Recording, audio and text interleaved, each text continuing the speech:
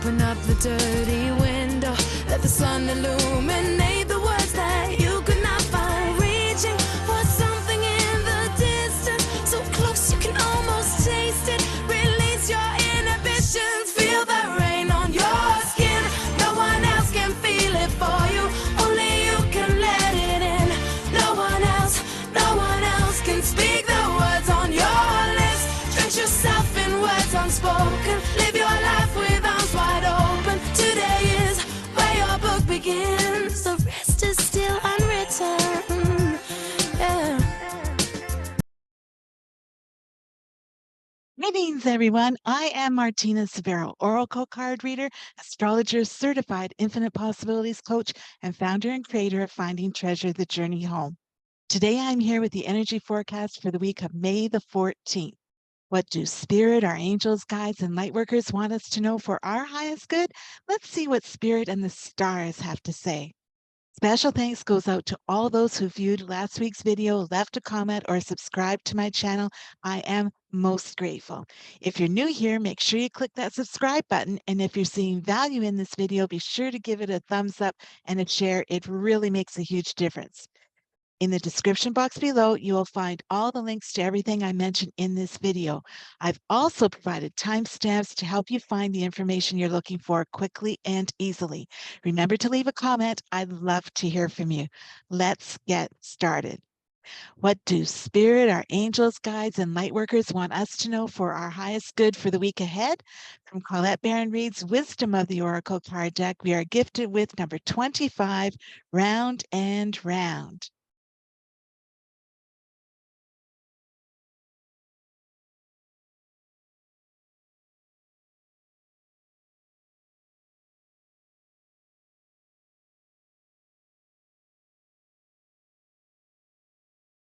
Round and Round is about cycles we are challenged to break. It's about revisiting a pattern from a new perspective. Sometimes we may feel that we have taken steps backward when the truth is that we're standing at a higher level looking down at our circumstances. We will learn something, do something better, and break a cycle set up in the past. Seeing things from a higher perspective, we are able to access the wisdom and lessons learned. We may find ourselves back in a familiar place, but that's okay. We are being invited to see what we couldn't see before. We will get to do things differently this time. If we do what we did, we're going to get what we got. We are wiser now, and we have learned something of great value since the last time around. Now we have the opportunity to choose differently. The choice is ours. From the guidebook, Prosperity Message. This is a perfect time for you to look at the deeper motives you have and your attraction to the opportunities and people who have entered your life to be part of your journey to prosperity. Who helps you navigate? Who sabotages you? Who supports you? What are the familiar signs and your responses to them when you find yourself in a repeat pattern of the past? It's a good time to get a coach or a mentor who can help you see what you can't on your own. Repeat what works, not what doesn't. Then you will free yourself from the old cycles and cease going round and round. This is an opportunity for a renewed commitment to ourselves, being discerning, saying no to what we don't want, being receptive to what is possible, and slowing ourselves down so that we don't do anything impulsive. We will regret it if we make rash, overzealous, hasty, reckless decisions. This is great wisdom considering all that is going on in the heavens in the week ahead. The sign of Taurus figures prominently along with Mercury stationing direct, a new moon, and the planets Jupiter, Mars, and Pluto. May the 14th, Mercury turns direct in Taurus. Mercury stations direct in the sign of Taurus on May the 14th at 11:17 p.m. Eastern Daylight Time. So if we've spent the last 3 weeks or so mentally scrambled, misunderstood, or indecisive, relief is on the way. Mercury rules or is in charge of things like transportation, communication, and commerce. So when it is in retrograde and not operating smoothly, there can be plenty of mishaps. It will still need a couple of days to regulate its orbit. It would be wise over the next few days to take in rather than take action, to hold off making any critical decisions just for a bit. Mercury needs a few days to get back up to speed. Gradually, we'll find that recent problems with communications, travel, and decision making should begin to improve. Plans that have stalled may resume. Let's take it one day at a time and remember, easy does it. Baby steps. May the 16th, Jupiter enters Taurus at 1:19 p.m. Eastern Daylight Time. When Jupiter was in fiery Aries, we may have felt the urge to take action quickly, having a sense of urgency in pursuing our hopes and dreams. As Jupiter enters Taurus, we are encouraged to take a slower pace, to be patient, grounded, centered, practical, and practice long-term thinking when it comes to the areas that Taurus favors: beauty, the arts, a great love of material comforts, good food, relationships, money, investments, simple pleasures, and the security of home. And we're going to have a long time to work on this as Jupiter remains in Taurus until May the 25th, 2024. In Taurus, we are able to catch our breath and to build upon what we have been working on, creating a strong and stable foundation for our hopes and dreams. We are a beautiful work in progress and have everything we need to create the life of our dreams. Our foundation is based upon our beliefs, our values, our morals. Now that we are coming out of the energies of Mercury retrograde, are they still true for us? Is it time to strengthen our convictions and let go of the things that no longer serve the vision, the dream that we have for our life? Or have we chosen to ignore the signs that a situation or agreement we have entered into is not right for us? Now is the time to be rigorously honest with ourselves. Don't be afraid to replace what is not solid. Our dreams are divinely inspired and spirit has our back. We have more than enough and we are more than enough. Have faith. May the 17th, Jupiter square Pluto at 9:10 p.m. Eastern Daylight Time. Jupiter, the planet of expansion and good fortune, is in conflict with Pluto, the planet of power and transformation. Uh-oh, what does this mean? Remember, Jupiter is now in Taurus and is inviting us to be rigorously honest with ourselves, examining our core beliefs and values. Pluto encourages us to look at power and control in our life, inviting us to take action, looking inward versus looking outward. We may feel incredibly earnest, enthusiastic, and determined in pursuing our projects and dreams, even taking on too many all at once, pushing too hard, believing that we have all the answers, imposing our beliefs on others. We need to be cautious and not force things. Be gentle with ourselves. Really listen. Easy does it. Go with the flow. May the 19th, new moon in Taurus at 11:53 a.m. Eastern Daylight Time.